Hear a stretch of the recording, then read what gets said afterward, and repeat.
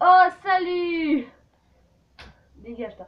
Alors, eh bien, salut tout le monde, c'est Théorie. Et aujourd'hui, on se retrouve encore pour une autre vidéo. Oui, elle est tournée le même moment, enfin juste après, que la vidéo qui vient de sortir. Alors oui, comme ça, hop là, 2 vidéos, c'est cool, parce que j'ai eu le temps. Voilà, c'est tout en fait, c'est juste ça. Donc, aujourd'hui, je vais vous proposer une idée de vidéo. Parce que j'ai envie d'en faire encore une, mais je ne sais pas quoi faire.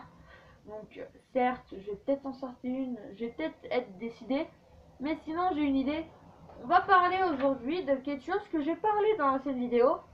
Ça. Faites pas genre, vous savez ce que c'est. On va parler de Terminator. Et pour faire simple, je vais être un critique sur les films. Alors, pourquoi vous vous demandez pourquoi tu nous parles d'Harry Potter et juste après Terminator? On comprend plus rien. Tout simplement parce que dans ma première vidéo, j'ai parlé de Terminator.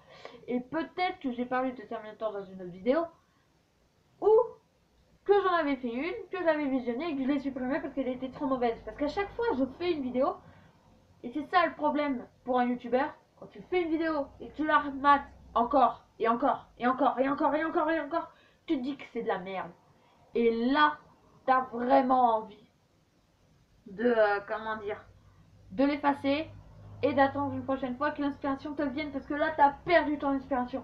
Mais là je suis boostée, je dois vous faire les vidéos et je vais le faire. Alors on va parler de Terminator du 1 et du 2. Pourquoi? Bah il y a tellement de trucs et peut-être que j'aurais besoin d'épisodes bonus pour vous parler de d'autres choses en profondeur, par exemple des personnages, des problématiques et de tout. Vous pouvez regarder une critique de film sur Terminator par exemple. Mais sinon, vous pouvez entendre un civil au lieu d'un cinéphile. C'est vrai ça. À chaque fois, tout le monde écoute un cinéphile. Alors pourquoi pas aujourd'hui un civil tout simplement.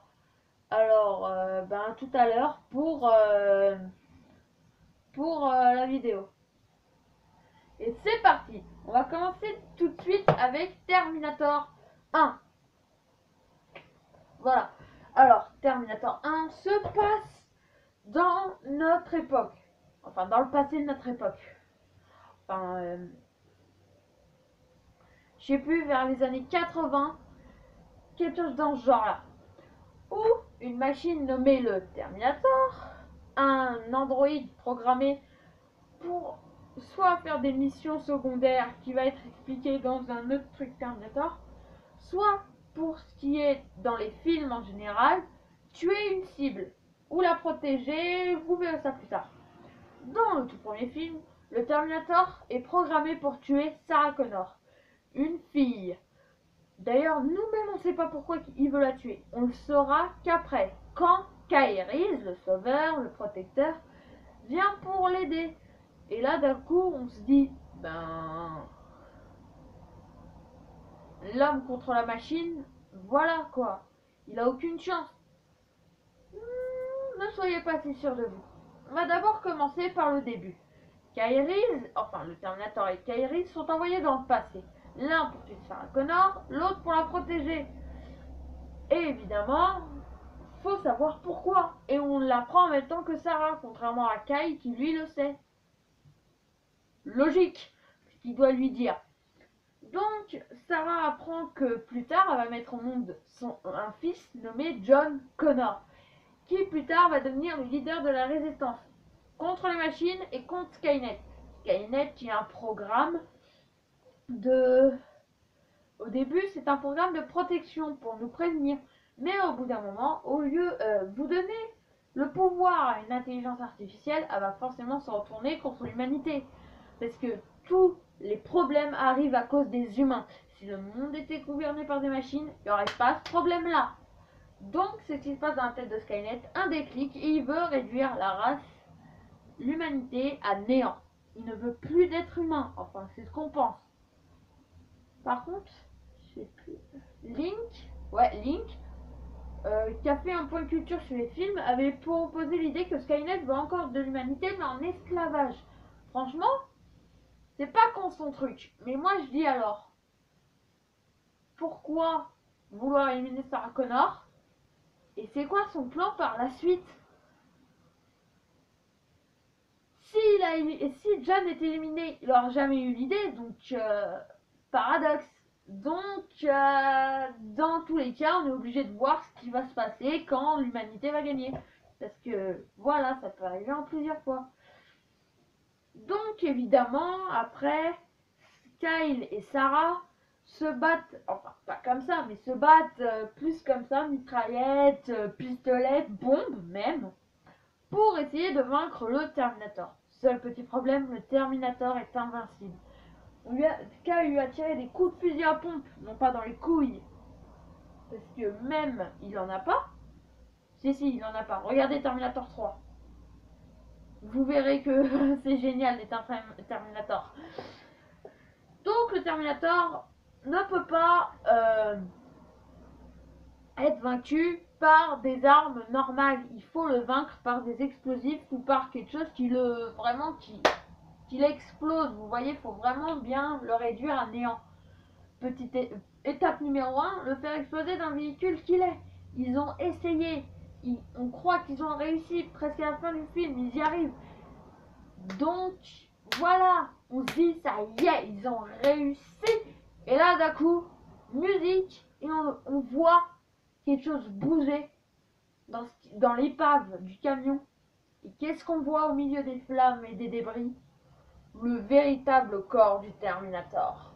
Ceci. Bon, c'est mal fait, mais bon. On voit ceci. Un amas de métal. On voit ce qu'est un Terminator à l'intérieur. Et là, on se dit, putain, c'est génial. Donc, bien sûr, Kyle protégeant Sarah, et il est là pour protéger Sarah. Il se fait tuer en la protégeant. Sarah réussit à détruire le Terminator. Comment, vous me direz-vous? Comme ça, tout simplement. Le Terminator s'est fait écrabouiller. Bon, certes, il s'est fait exploser les jambes et la main ici, mais il lui restait encore une main et il rampait vers Sarah pour pouvoir la buter. Tout simplement. Mais avant ça, Sarah et Kyle ont fait l'amour, sans capote, bien entendu. Et donc, on sait qui est le père de Kyle, de John. C'est Kyle. Donc, ça veut dire que si John dit, bon, voilà, dans tous les cas, John, il est obligé. Il est obligé d'envoyer Kyle. Et que Kyle est obligé de gagner. Parce que si Kyle meurt et que Sarah meurt, il n'y a pas de John. Et si Kyle n'est pas envoyé dans le passé, il n'y a pas de John. Donc Skynet, il est un peu con au début. Hein. Mais ensuite, on voit que Sarah part. Et c'est la fin de Terminator 1. Bilan du film. Génial, on n'a pas trop à se plaindre. Certes, les effets spéciaux sont pourris, mais c'est un vieux film. Voilà. Et donc, on passe tout de suite à la suite. Merde. Terminator 2. Cette fois-ci, le Terminator est envoyé pour protéger John Connor. John Connor a quoi? 12 ans à l'époque? Ouais, je crois. Je crois qu'il a 12 ans, John Connor à l'époque. Sarah, sa mère, est enfermée parce que folle. On la croit folle parce que voilà. On trouve qu'elle et un homme mort. Et pas de débris. Pas de débris de Terminator. Donc on se dit, mais c'est quoi? C'est un rêve alors? C'est n'importe quoi. Non, c'est réellement vrai. Cette fois-ci, le Terminator est envoyé et programmé pour protéger John Connor. Pourquoi, me direz-vous? C'est une blague de Skynet, c'est ça? Non, pas la moindre du monde. On peut reprogrammer les Terminators parce que leur puce se situe ici, dans le coin là. Là. Leur servomoteur, voilà, ici là. Le petit rond, c'est ça. On enlève et on a accès à leur puce. C'est quand même une bonne idée, ça. Non? Sûr, pourquoi pas leur foutre directement dans le crâne comme nous, quoi. C'est comme si ton cerveau, on te le foutait là, quoi. Ça veut dire un choc et t'es mort. Non, je déconne, c'est quand même bien protégé, mais voilà. Voilà, quoi. Donc, le Terminator était cette fois-ci programmé pour protéger John Connor. Pourquoi? Parce qu'un Terminator un peu plus fort et un peu plus puissant, littéralement plus puissant que ça, est programmé pour le tuer. Et on se dit, c'est un robot comme les autres. Que nenni. Aujourd'hui, enfin là, c'est un métal liquide. C'est un peu ça. C'est de la pâte à fixe, vous voyez? C'est ça quoi. C'est ça, c'est littéralement ça, mais c'est du métal liquide. Et donc, il peut prendre l'apparence de n'importe quoi, mais pas de pistolet. Enfin, les pistolets, il ne peut pas. Les trucs électroniques, il ne peut pas. Les bombes, il ne peut pas. Tout ce qui contient chimique, mécanique et tout, il ne peut pas le faire. Mais par contre, petit couteau, grand couteau, sabre, double sabre, katana, ça, il peut faire. Et littéralement, ça va être hyper chiant pour le tuer. Là, normalement, le truc, c'est de cacher Sarah. Sauf que cette fois, c'est de fuir le Terminator. C'est de le fuir. Fuir le T-1000. Oui, c'est comme ça qu'il s'appelle. T-800, T-1000. Et après, on a toutes les autres races de Terminator. Et donc là, ça va être chiant. Parce que ils vont devoir tout faire pour le vaincre. Alors, à la fin, ils sont dans une fonderie.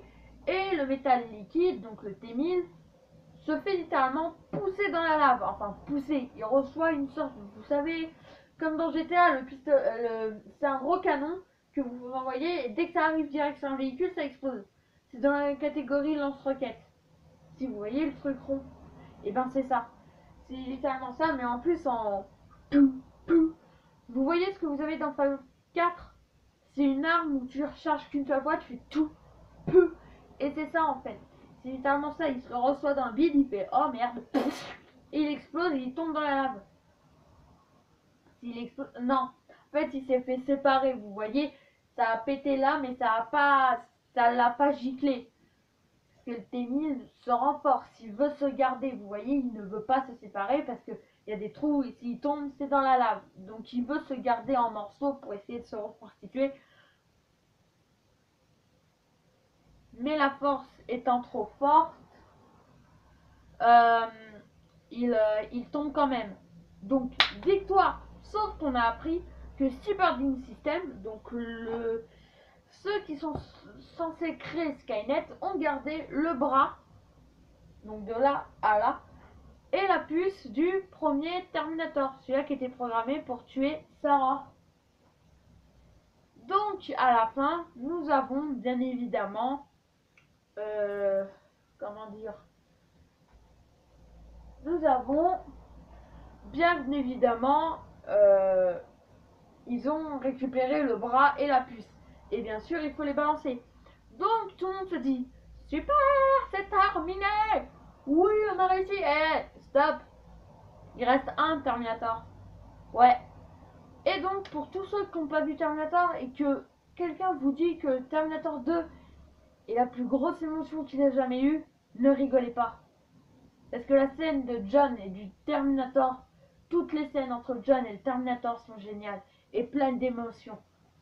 Contrairement à surtout la fin, où bien entendu le Terminator comprend pourquoi les humains pleurent, mais il ne pourra jamais le faire, si on veut.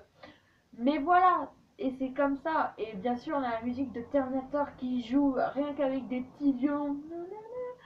Et bien sûr, le Terminator ne se jette pas.